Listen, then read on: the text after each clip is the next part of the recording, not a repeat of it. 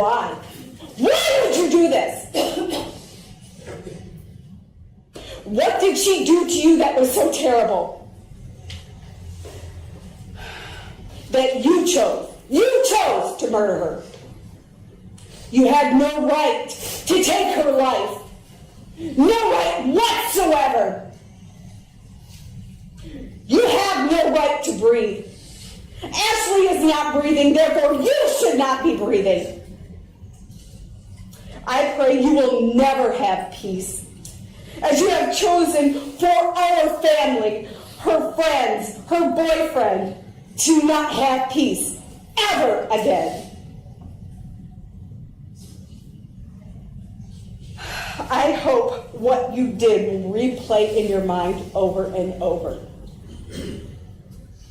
And that is all you see. I do not understand, and I never will, why you would do this to her.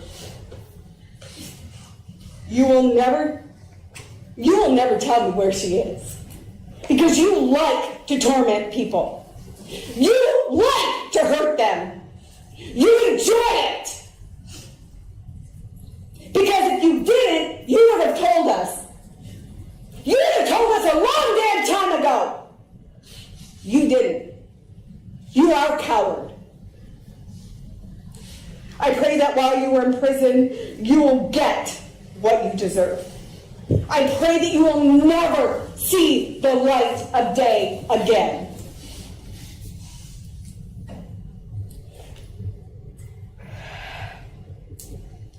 Jared, you have no remorse, none, for your actions.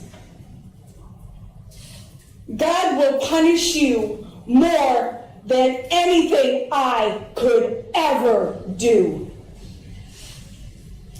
There is no justice here. I cannot have my daughter Ashley back with me. But we will not let her spirit die. She is always with us, every day. She is in this courtroom now, standing next to me.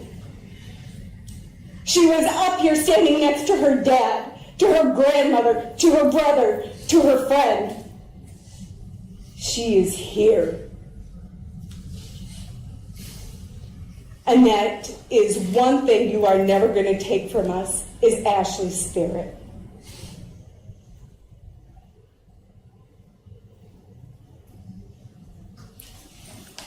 Thank you, ma'am, and I'm very sorry for your loss. Thank you. Any comments from the prosecution? I think we should state for the record that when the pre-sentence report came out, both attorneys met to make some modifications. Those were both agreed or stipulated to. The pre-sentence report was changed accordingly. Is there anything you wish to add with regards to that issue, counsel? Nothing. Oh, nothing, Your Honor. Thank you. All right. Anything you'd like to say on behalf of your client, or any comment with regards to the pre-sentence report in this matter? No additional comment as far as the pre-sentence report goes. Considering that my client was convicted by jury and has all his appellate rights, I've advised him against making any statement. I'll make no further statement on his behalf, Your Honor. All right, thank you. Sir, is there anything you'd like to say before I impose sentence, or any comment with regards to your pre-sentence report? No. I am very familiar with the facts and circumstances of this case. As I sat as judge over this trial, a jury rightly convicted you of second-degree murder, being a fourth felony offender. The maximum penalty on that is life or any term of years. You were also convicted of 3 counts of tampering with evidence as a fourth felony offender. That carries a maximum penalty, each of those counts, of life or any term of years. You were also convicted of mutilation of a dead body as a fourth felony offender. That carries a maximum penalty of life or any term of years. You were also convicted of concealing the death of an individual as a fourth felony offender, that again carries a maximum penalty of life or any term of years. You are 30 years old. Prior to these 6 felony convictions, you had 4 prior convictions, 7 misdemeanor convictions, and a juvenile record. Before this, you'd had 9 times you'd been in jail, 5 times you had been on probation, and you had not been in prison. This was an extremely disturbing set of facts and circumstances where you killed and dismembered this young lady, Ashley Young. Only her torso was found in the basement. The police, although they did an excellent job in this matter, working every possible lead, could never find Ashley's head, her hands, or her feet. Some of the things that stick out to me significantly is that you had bragged before this killing, shortly before, that you could kill somebody and get away with it. You also had a propensity to play with a pistol and point it at other individuals. As the guidelines now stand corrected, they are on the second-degree murder, 270 months to 900 months, which is a range of 22.5 to 75. On the 3 counts of tampering with evidence, the range is 34 months to 134 months. And on the mutilating a dead body, the sentencing range is between 34 months and 134 months. And on the concealing the death of an individual, the guidelines have a range of 19 to 76 months. I do not believe that these guidelines appropriately take into effect everything involved in this case, and guidelines under People versus Lockridge are advisory, and I need to impose a reasonable and sentence that is proportionate under People versus Melbourne. I believe, given the facts and circumstances of this case, that I will be imposing a reasonable and proportionate sentence. But as I said, there are certain things that I believe the guidelines do not take into effect. First of all,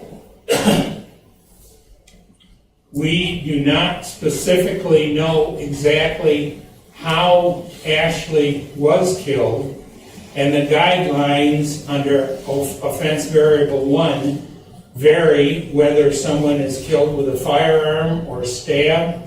The pathologist testified in this matter, since Ashley's head was never found, that it was a homicide by unspecified means. We do not know whether that was a pistol, a knife, a hammer, a bat, or any other instrument. We do know there was a sweatshirt with a hood that had a large amount of blood in it, but simply because you decapitated her and concealed her head, I do not believe that you should be, it is fundamentally unfair to allow you to benefit from these actions in the scoring of the guidelines. I think that is one thing that clearly the guidelines do not take into effect.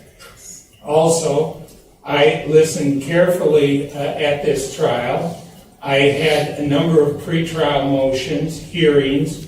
The only motive or reason that was articulated in this matter was testified to by the neighbor, Mr. Nelson, who testified that shortly before this murder, that you had bragged about how you could get rid of someone and that you knew how to get rid of blood and fingerprints and things like that, I believe was his testimony. And he also testified about how you had a stash of blue gloves, latex gloves, that are used in those type of things. And those gloves were found everywhere in the house after you dismembered her.